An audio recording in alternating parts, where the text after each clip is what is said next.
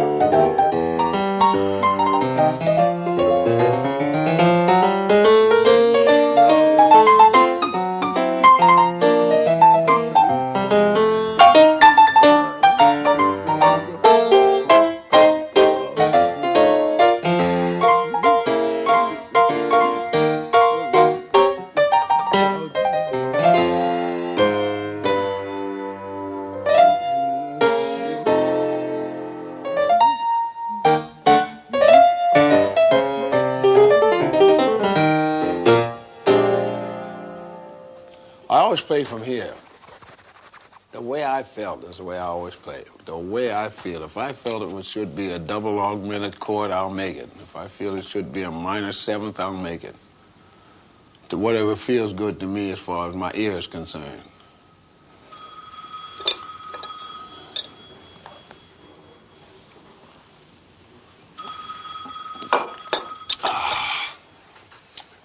Telephone. Take the receiver off. Huh? Take the receiver off. Take the receiver off. What do you mean take the receiver off? Huh? No. I don't Jay mind wants to it. come back. You gonna be here 2 o'clock? I don't know, yeah. Sometimes you get cancellations. I had a guy last night, after I come off the first set, and he says, where's Earl Hines? Just like that. I said, I am he. He said, come on, he's dead. I had to look at him. I said, am I dead? Yeah. He said, you're not Father Hines. I said, he said, Jesus Christ, I heard Father Hines, you know how far back? I said, I don't care how far back you The go. man this morning knows you from 1940 here. And so I told the public that. I said, it's the first time I've been approached like this. I said, I'm supposed to be dead. And everybody laughed like the devil out there. So when I went back over there, he said, I apologize. He said, I said, well, and he said, well, I just can't believe it. And the girl, she was sitting there with him, you know. She said, I can't believe it. Yeah. I said, well, because he looks like he's 90. That don't say I have to be there. It made me kind of warm, you know. In the 30s, Hines had one of the greatest of all the big bands. But after the war, as jazz became more and more intellectual, Hines virtually gave up music altogether. Then, in 1964, he was brought back to New York, and since then, he's never stopped. You're not ready yet? Yes, we are. Oh, I was just fooling. All right. This is a little number that I wrote a year or so ago.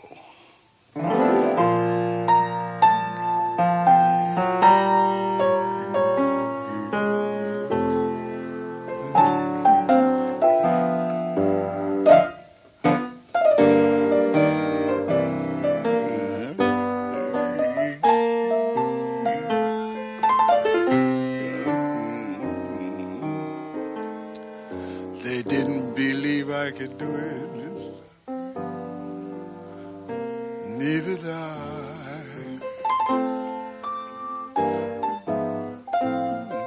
They didn't believe I could prove it.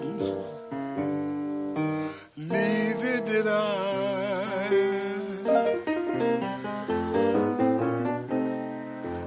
Until I made a drastic change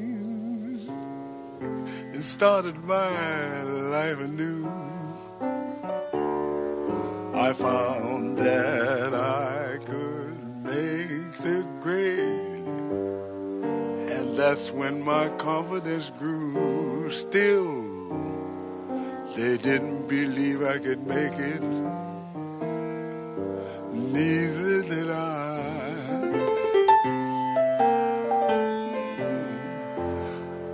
I had to shake and break it, and boy, did I try. Just destroy your fears and doubts, my friends.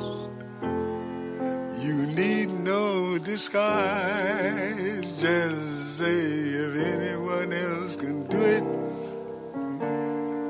so can I.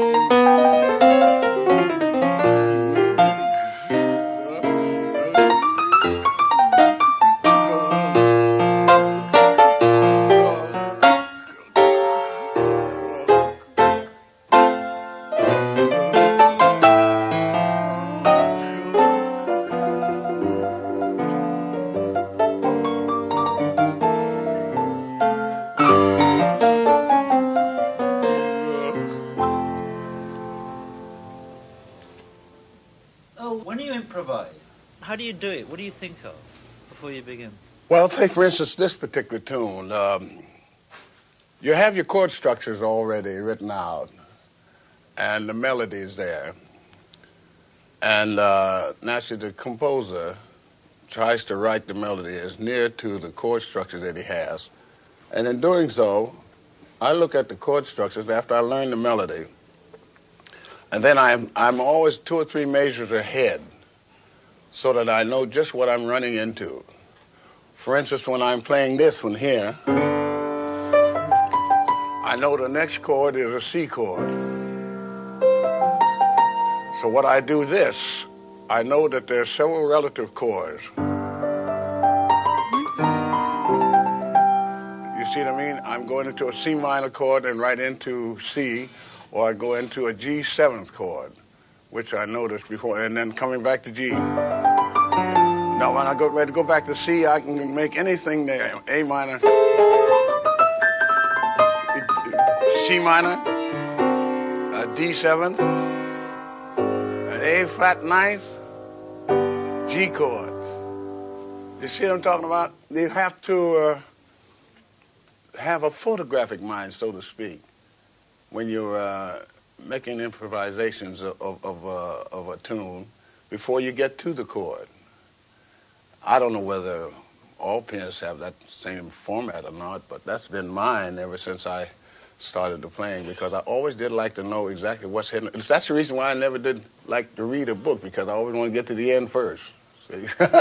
So I like to know what the story is all about. Oh, likewise with this. Now, usually when I get a tune, I kind of run over it for a while and just fool around, and then I photograph all these chords, and then I go for myself from then on. Hines first made recordings 52 years ago. To keep the wax soft, you had to make them in a steam room, stripped off to your underwear.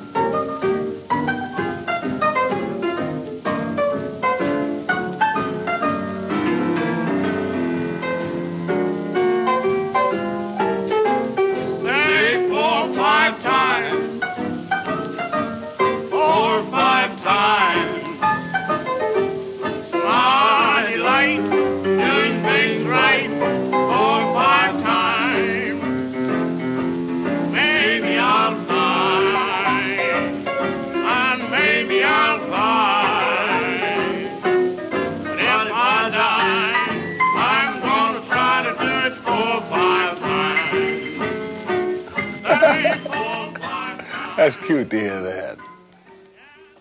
But it was the records he made with Louis Armstrong in 1928 that became the real classics of jazz.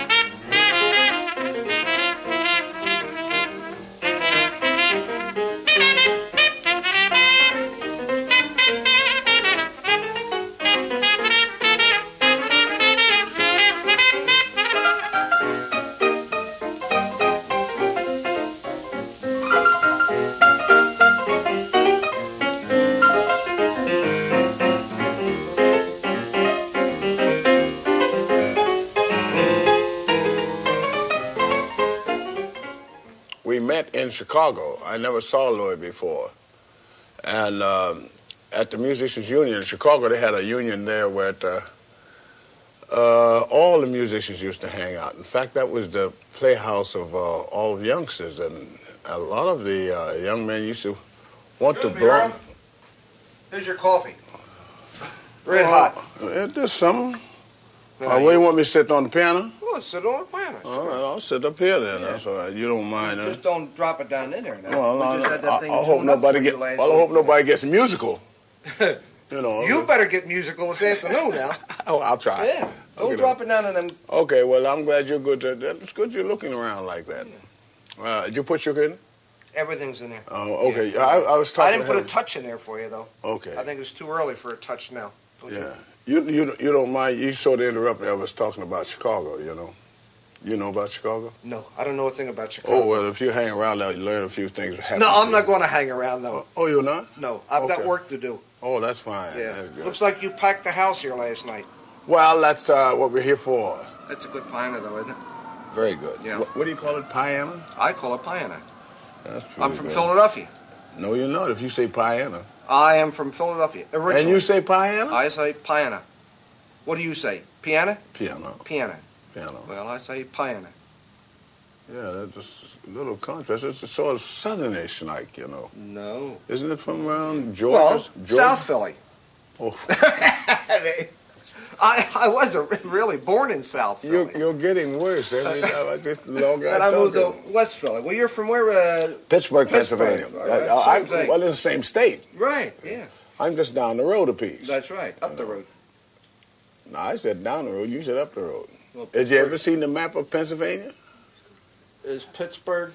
Pittsburgh sits down here. Philadelphia sits up there. Oh, yeah? Yeah. It's below? Down? Yeah, I thought it was above. No. No? Hey, I'm going to put some more coffee in for you. All right. Okay. That's See you good. later. All right. See you later. Oh, pardon me before I was so interrupted there. You were telling us about how you first met Louis, and you know. Well, when we you played met together. in Chicago, and so Louis says, "Well, what do you play?" I said, "I play piano." He said, "Why didn't you sit in when we was playing over there?" I said, "Oh, I didn't want to interfere with you people. I thought you had something private going on, you know." And so he said, "No, he didn't." With his foggy voice, he always had that foggy voice. And then when Louis started playing, and I started playing, and then Louis looked at me so peculiar, and so I said, "Am I making the wrong chords?" And he says, "No," he says, "but your style is like mine." You know, so I said, "Well," I said, I wanted to play trumpet, and I said, but it used to hurt me behind my ears because my father played cornet. And I said, so I played on piano what I wanted to play on trumpet. He said, "No, that's my style. That's what I like." And he and I became very close friends then.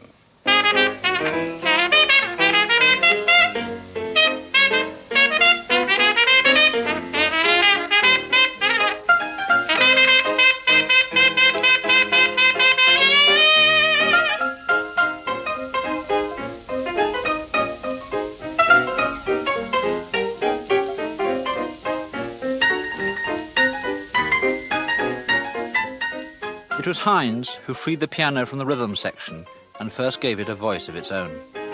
Whenever it hit a chord, and I was curious and wanted to know what the chord was made of. And I used to execute that way, see? Say, for instance, I'm doing this.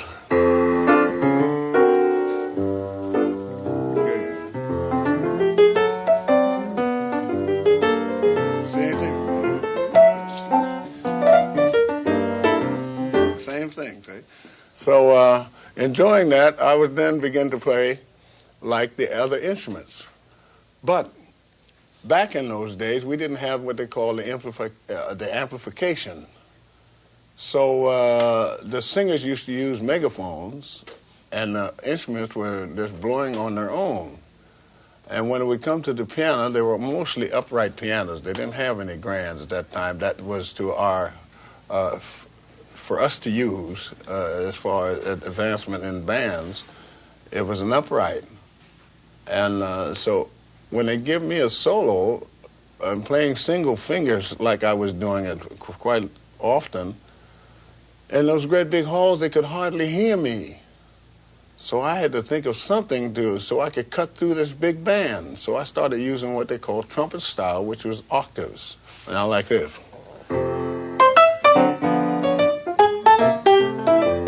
Well, before we're doing it. But they couldn't hear it.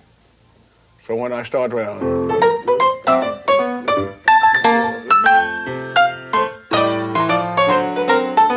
they could hear me out front. And that's why they call it trumpet style piano. And that's what changed the style of piano playing at that particular time. You ever see him look down at the keys? Seldom. Right? I watched him yesterday here during rehearsal. It looks like he's looking into the end of his pipe. You know, see if it's still smoking. Let me see. I'd like to sort of do... I don't light my pipe. No, I haven't got my... So don't forget about it. Memories of You, a lovely tune by U.B. Blake.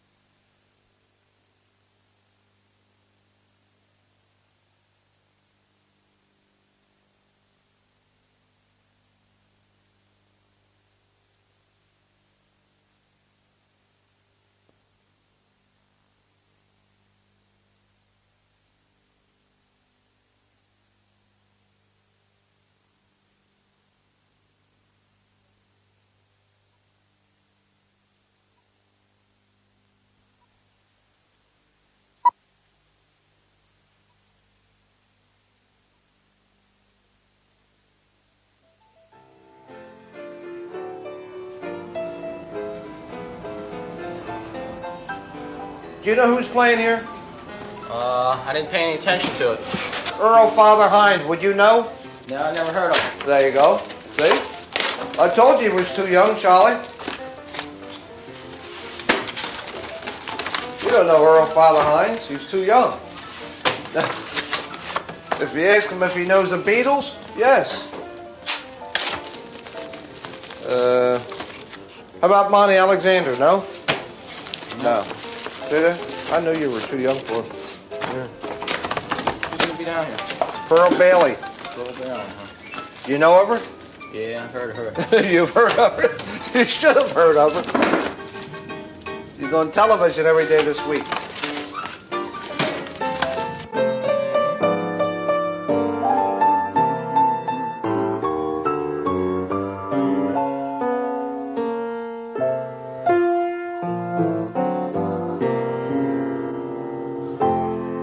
Memories of you. In December 1929, Hines took a band into Chicago's vast Grand Terrace Club and stayed for 12 years. Their shows went out on radio, and Earl Hines became the most broadcast band in America. And at that time, our country was, everybody was dancing. And that's the reason for the big band was because of some of these places that we would play didn't have amplification, and you had to enlarge your band. You had to get 4 trumpets and 3 trombones and 4 or 5 saxophones to be heard. That's the reason for the big band. It wasn't necessary to have it because you can get some of the same effects out with a 10-piece band as you can out of a 18-piece band.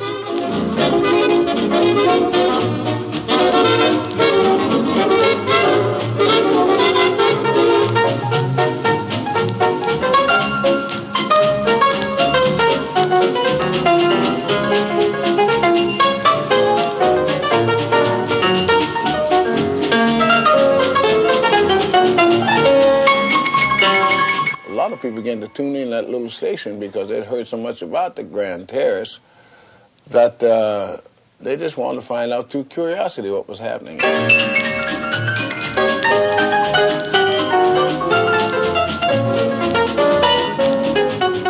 The next thing you know, we began to get people from what we call the Gold Coast. And that was the people from way over on the north side of Chicago that had an awful lot of money. And it used to be limousines with the chauffeur sitting out there 2 blocks long.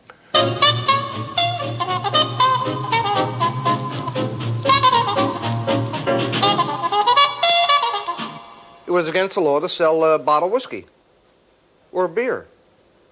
So they bootlegged it. And then your speakeasy started. In other words, you would close this place. I mean, they closed the place. And then, so what happens? They turn it into a speakeasy. You had to know Joe to get in, right? So you still drank the same thing, except the racketeers come in on it.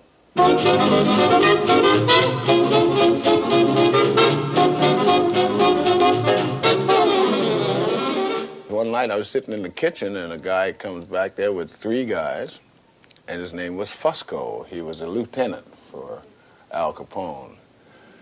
And he says to Fox, who was the manager and the owner, his name was Ed Fox, he says, Ed, we come in to take 25% of the club. So Ed said, who's we come out? What do you mean? I says, I don't need no. He says, well, you have to have protection. He says, I don't need no protection. I've been here 2 years. I'm doing all right. He said, what you have to have protection. There's other gangs going to come in here and say the same thing, and we don't want that to happen to you. So he says, well, I don't want no protection. He says, and you gangsters can get out of my place, and over one word passing on another until finally he said, well, you got 2 nice boys. I know you like your boys, don't you? He said, well, what do you mean? Because he couldn't talk good English. He used to say, what do you mean, and Pennsylvania, and all that, you know. So he says, what are you talking about? He says, well, you like your children, you like your boys, and we'd like to see you keep them.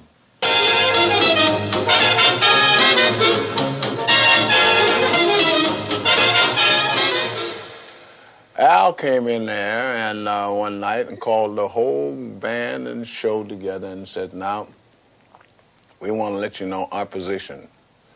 He says, we just want you people to tend to your own business. We'll give you all the protection in the world. He said, we want you to be like the 3 monkeys. You hear nothing, you see nothing, and you say nothing. And that's what we did.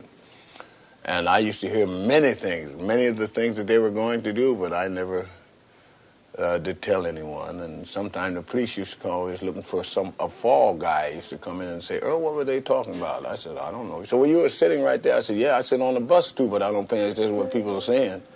So I said, no, you're not going to pick me, because they had a habit of putting the pictures of these different people that would bring information in the paper. And the next day you find them out there in the lake somewhere, swimming down there with some chains attached to their feet and all that, you know what I mean?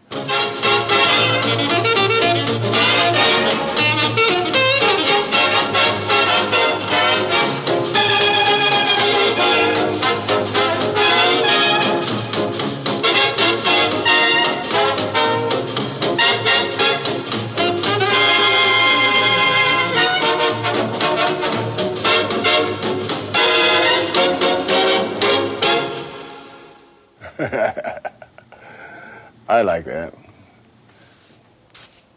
I like to hear the old man talk, though. Don't you, Charlie, though? I call him Big Daddy. He's interesting, though, to listen to him. You know, going back to that speakeasy days when he played in those speakeasies and those, what did he call it? Hotels or nightclubs that he played in? Yeah, where they served the liquor in the coffee cup. Yeah. And Showtime. Yeah.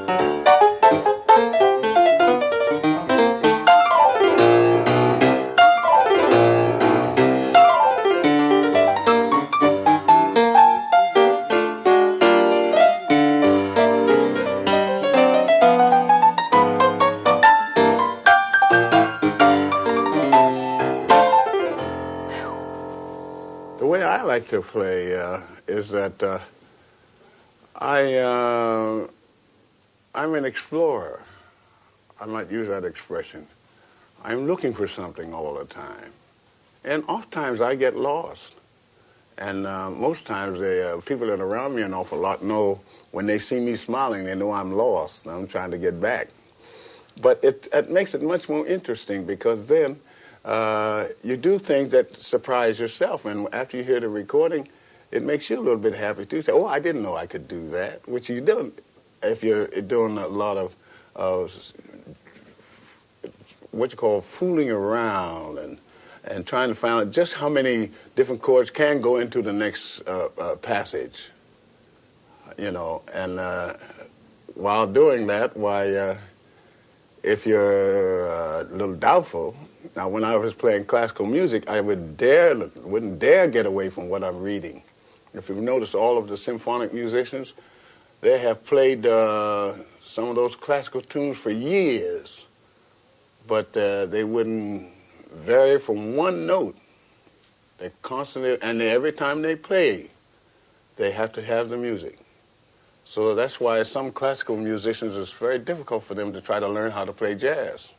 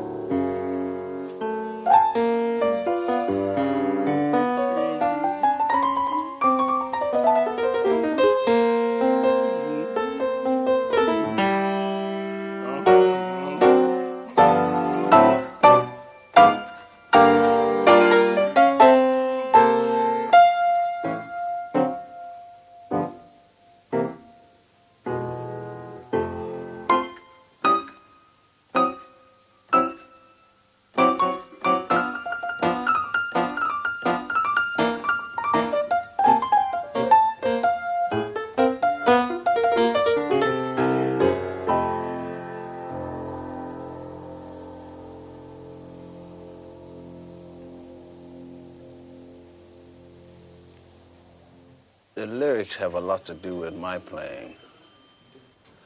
I mean, this is a guy explaining to his girlfriend, what the hell, Jesus Christ. I mean, I hear a lot of things, but that's not true. See? So when you're saying that to a person, you're saying that sincerely, and I try to get that feeling on the piano.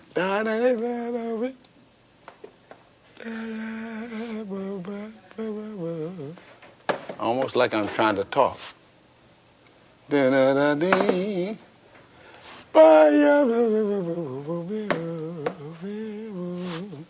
I try to get that. I don't know. I can't explain it, Charlie. I can't explain it. I don't know. I just love this. I'm going to play that tonight. Is that on? Partial. They're all partial. Yeah. None of them light up as much as they should. Now, you're going to keep these on? Over the last few years, almost all the great names of the jazz age have died, including Earl Hines' two great friends, Duke Ellington and Louis Armstrong. Charlie, how about his theme song? Louis' theme song.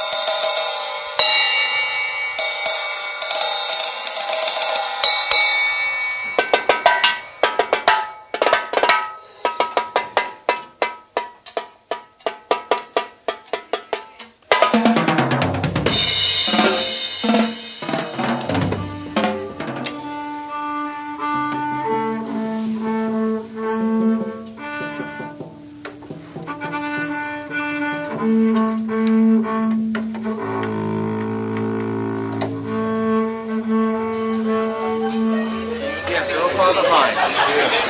3 performances this evening. That's right. Be no problem at all. Be a pleasure to take care of you. Thank you.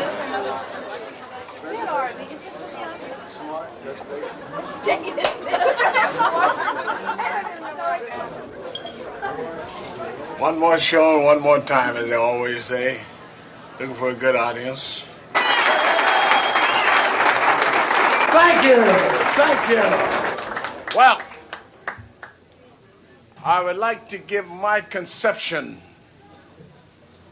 of a number I've been associated with over a period of years from the Grand Terrace Cafe called the Boogie Woogie on the St. Louis Blues.